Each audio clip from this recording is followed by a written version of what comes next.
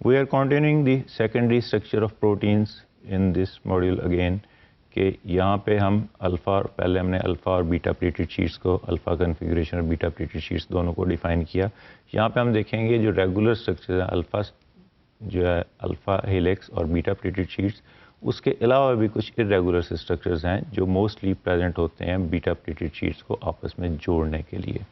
In contrast to regular repeating elements in the twist of an alpha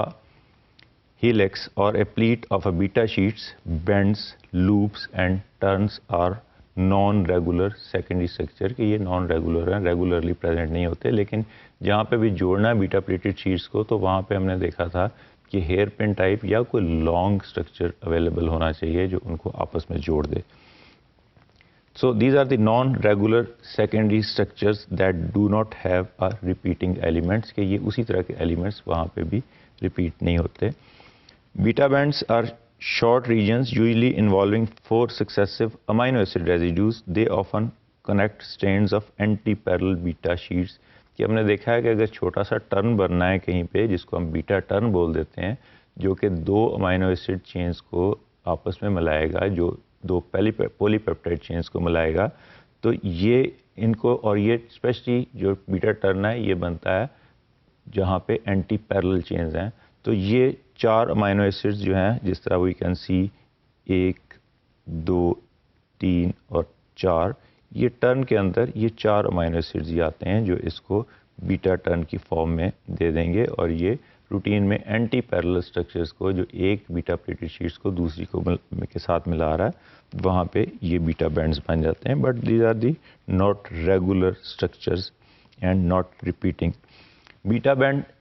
reverse the direction of a polypeptide chain कि ये हमने देखा है कि ये पॉलीपेप्टाइड चेन जहाँ एंटी पैरेलल है, एक साइड पे अमाइनो ग्रुप पर अमाइनो टर्मिनस और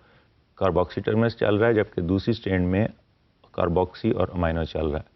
कि ये पैरेलल नहीं है, एंटी पैरेलल है, जिस तरह हमने पिछले मॉड्यूल में देखा है। जहाँ पे भी एंटी पैरेलल चेन्स होंगी वहाँ उनको आपस में जोड़ने के लिए बीटा बैंड्स जो हैं वो उसको हेल्प करेंगे to form a compact globular shape. The structure is a 180 degree turn involving the 4 amino acid residue कि इसका जो टर्न है वो 180 डिग्री पे होगा कि इस तरह गोलाई में जिस तरह हमने कहा है कि हेयर पिन टाइप स्ट्रक्चर बन जाता है, तो ये 180 डिग्री पे टर्न करेगा और 4 जो हैं अमीनो एसिड रेजिड्यूज इसमें रूटीन में इन्वॉल्व होंगे। The carbonyl oxygen of the first residue and forms a hydrogen bond with the amino group hydrogen of the fourth residue के हमने देखा है कि हमने पीछे डिफाइन किया है कि यहाँ पे 4 डिफरेंट अमीनो एसिड्स हैं। रूटीन में इनके बॉन्डिंग जो होती है कि एक का पहले का ऑक्सीजन ग्रुप और 4 नंबर का, ये 4 नंबर है, ये 1 नंबर है, इनका एक का ऑक्सीजन ग्रुप और चौथे जो है ना वो अमीनो एसिड रेजिड्यू का हाइड्रोजन ग्रुप, ये आपस में बॉन्डिंग बना रहे हैं यहाँ पे। Beta bands were given this name because they often connect successive strands which are anti parallel in the beta sheets, इसीलिए इसको बीटा बैंड्स कहते हैं कि ये 180 डिग्री के ऊपर जो है वो 4 रेजिड्यू मिलते हैं आपस में और एक बैंड बना देते हैं। इसके अंदर जो अमीनो एसिड होते हैं वो these are mostly glycine and proline residues often occur in the beta turns. Glycine क्यों होता है? बिकॉज ये छोटा सा है, स्मॉल है, इसके साथ आर ग्रुप जो है वो हमने देखा है कि एक H हाइड्रोजन सिर्फ एक लगा हुआ आर ग्रुप का, ये मोस्ट फ्लेक्सिबल है, इसकी फ्लेक्सिबिलिटी की वजह से ये कहीं पे भी बीटा टर्न के अंदर एडजस्ट हो जाता है। लेकिन दूसरी तरफ वी कैन सी कि प्रोलीन क्यों इसके अंदर है कि प्रोलीन में हमने देखा है कि यहाँ पे proline because peptide bonds involving the amino nitrogen readily assume the cis conformation, a form that is particularly